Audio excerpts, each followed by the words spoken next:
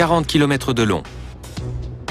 Situé aux Pays-Bas et ouvert sur la mer du Nord, le port de Rotterdam est l'un des plus grands du monde. Des milliers de tonnes de marchandises et de matières premières y transitent chaque jour, venues du monde entier et redistribuées partout en Europe.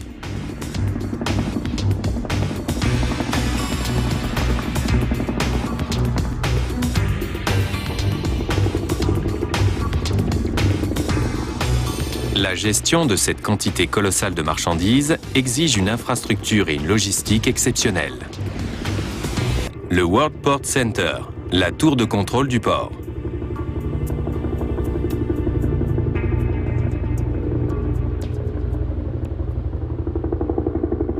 Au 17e étage, une dizaine d'employés supervisent de jour comme de nuit toute l'étendue des installations portuaires.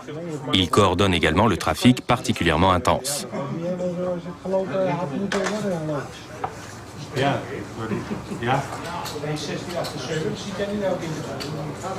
Chaque point sur l'écran représente un navire.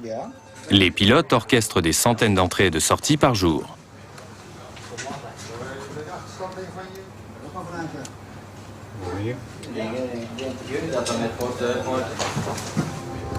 Le port de Rotterdam accueille plus de 30 000 cargos par an. Les embouteillages ne sont pas rares. Nombre de bateaux doivent rester en rade avant d'obtenir l'autorisation d'entrée.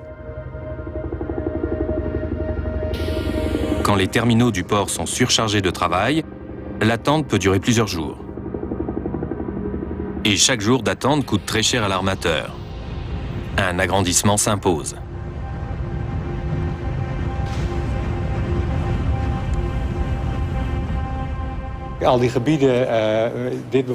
Toute cette zone au sud est dévolue à l'agriculture. Et au nord du port, il ne reste plus de place. Nous devons donc nous développer en mer.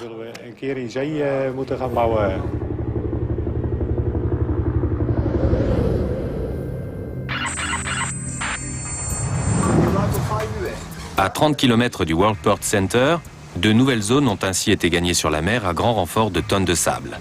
Des millions et des millions de tonnes. Le capitaine Peter Stock nous fait visiter cette zone.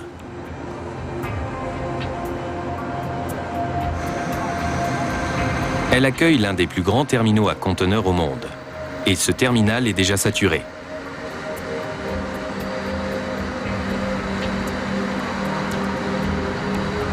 Il faut y installer de nouveaux porte-conteneurs.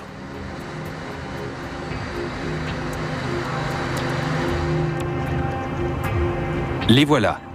Ceux-là arrivent de Chine. Les grues chinoises sont les moins chères et les meilleures du monde. Demain, lorsque le Nieuwe-Maas fera sa ronde, les 4 grues seront déjà opérationnelles. Elles permettront de décharger 2 bateaux de plus chaque jour. C'est déjà bien, mais ce n'est pas assez. Quelques kilomètres plus loin, les autorités portuaires font construire un nouveau terminal. Il est installé sur le Maasvlakte 1, une zone immense gagnée sur la mer il y a 40 ans.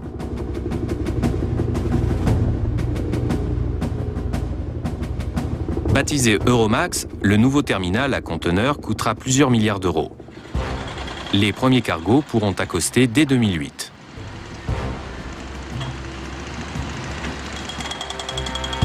Il faut construire vite, et toujours avec du sable.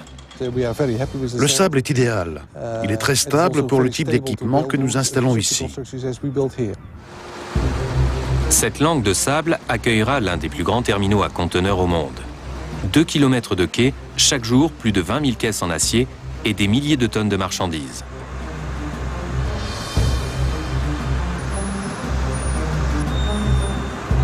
Les fondations doivent donc être extrêmement résistantes. La structure de soutènement est faite d'acier et de béton.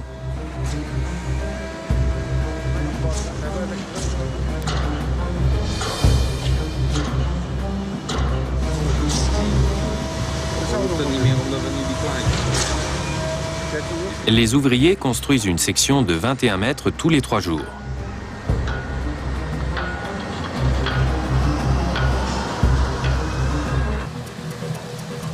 Ce bras est large de 300 mètres et long de 40 km. Il est surtout très profond, afin de pouvoir accueillir les cargos géants.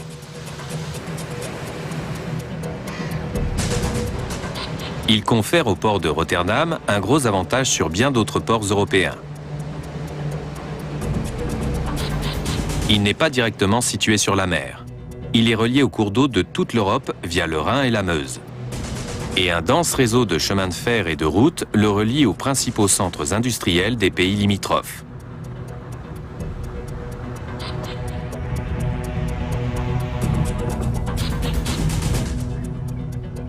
Les cargos du commerce mondial sont de plus en plus imposants. Certains sont aussi vastes que 3 terrains de football.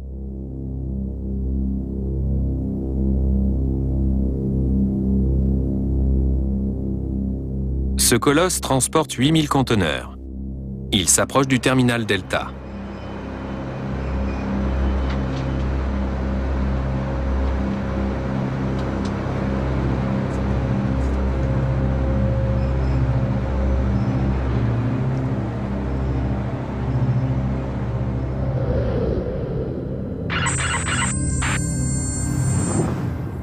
Le Delta est le plus grand des 9 terminaux du port. 22 000 conteneurs y sont transbordés chaque jour. Les marchandises viennent du monde entier. Électronique, automobiles et vêtements d'Extrême-Orient, café et bananes d'outre-mer, vins d'Australie, fruits de Nouvelle-Zélande. 90% du fret mondial se font par bateau. Les coûts de transport sont dérisoires, 3 centimes d'euros pour un demi-kilo de café. Le boom du transport maritime tient à l'invention des caisses en acier. Elles ont révolutionné le transport de marchandises et la logistique des ports.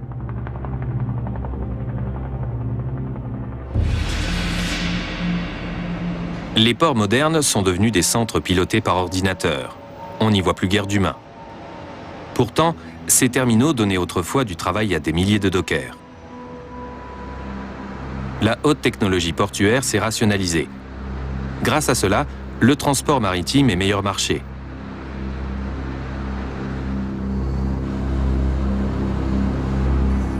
Et l'afflux de marchandises exponentiel est plus facilement gérable.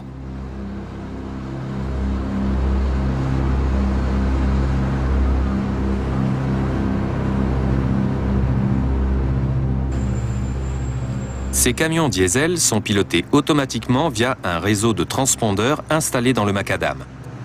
Aucun être humain ne peut pénétrer dans la zone. Les véhicules s'arrêtent dès qu'ils rencontrent un obstacle.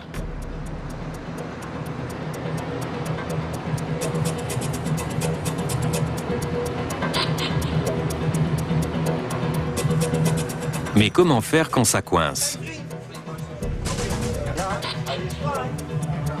Le système envoie aussitôt une alerte à la salle de contrôle où travaillent 3 techniciens. 3 techniciens seulement pilotent cette immense zone automatisée.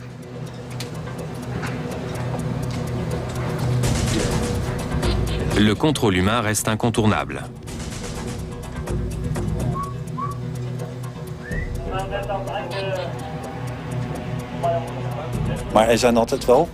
Il y a régulièrement des incidents imputables au cargo ou à d'autres facteurs.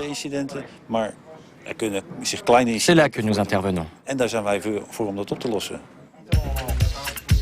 Sur l'écran, la position exacte de chacun des 300 camions robotisés. Les points rouges sont les transpondeurs actifs qui aiguillent chaque véhicule. Les techniciens débloquent la situation.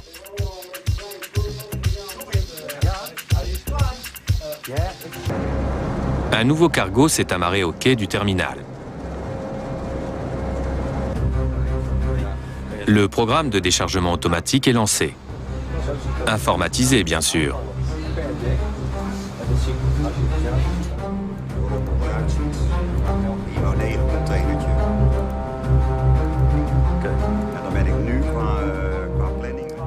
Nous dépendons entièrement de l'ordinateur.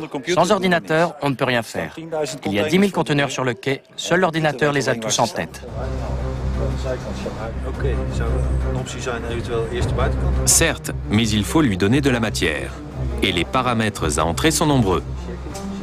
Certains conteneurs doivent être réfrigérés, d'autres sont soumis à des règles de sécurité, d'autres encore doivent être expédiés le plus rapidement possible. Sur la base de ces données, l'ordinateur établit le programme de déchargement le plus rationnel.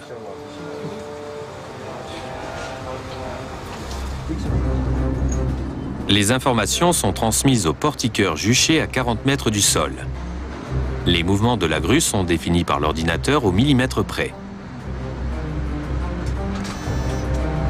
Les pilotes doivent strictement respecter l'ordre défini par l'ordinateur, faute de quoi il provoquerait un chaos total.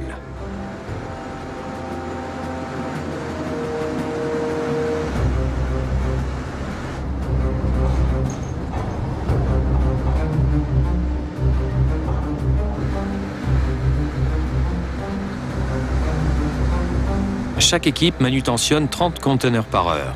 Les portiques, eux, travaillent 24 heures sur 24. Autrefois, ce travail nécessitait le plein emploi de plusieurs dizaines de dockers pendant une semaine. Les grands ports comme Rotterdam sont devenus de véritables plaques tournantes à conteneurs. Mais une autre activité a pris des dimensions colossales dans les ports européens.